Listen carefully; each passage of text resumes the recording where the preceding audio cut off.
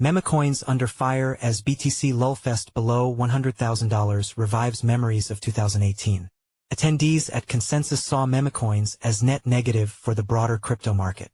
Some expected the SEC to approve ETFs tied to top altcoins. Bitcoins, BTC, recent narrow price range between $94,000 and $100,000 has perplexed many market participants.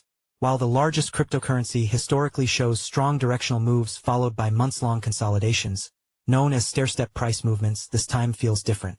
Usually consolidations are followed by a breakout. In contrast, now the range has narrowed. In December, it was $90,000 to $110,000.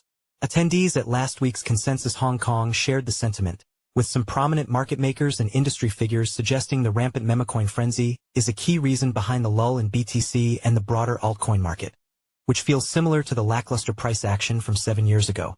The market has been very saturated with memecoin launches and crypto natives are kind of exhausted by this, said Yevgeny Gavoy, CEO of leading market maker Wintermute, at the conference.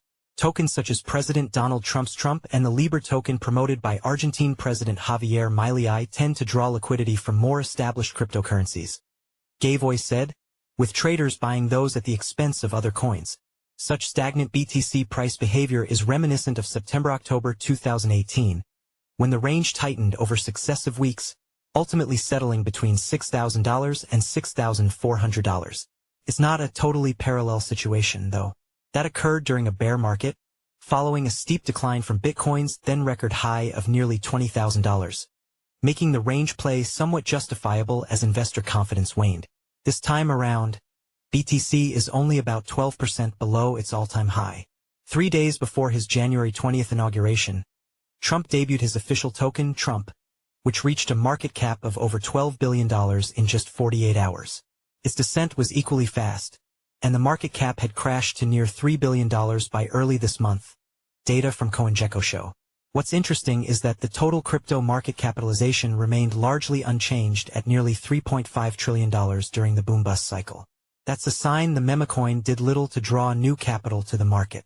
In other words, the money simply migrated from BTC, Solana's SOL, and other coins.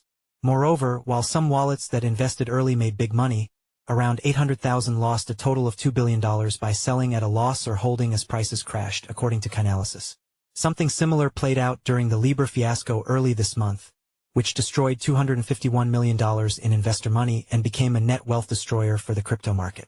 That's probably why Abraxas Capital Management founder Fabio Frontini said memecoins should be banned.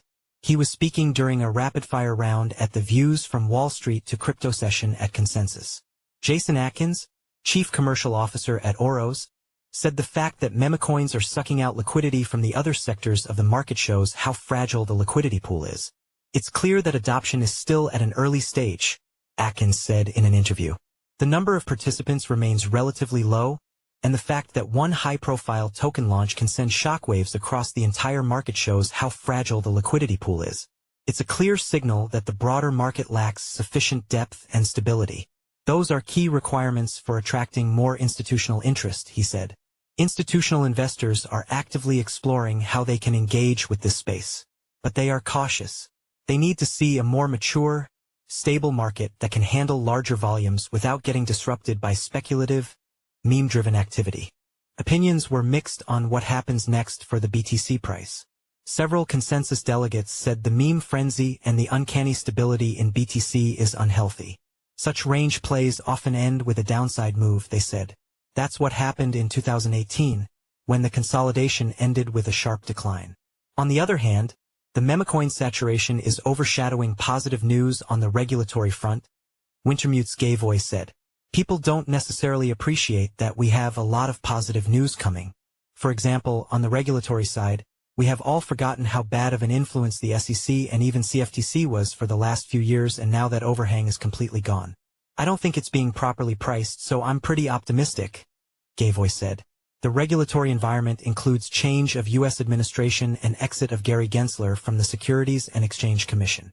A number of issuers have now filed SEC applications for spot exchange-traded funds, ETFs, tied to Solana's SOL, XRP, Dogecoin, Doge, and Litecoin, LTC.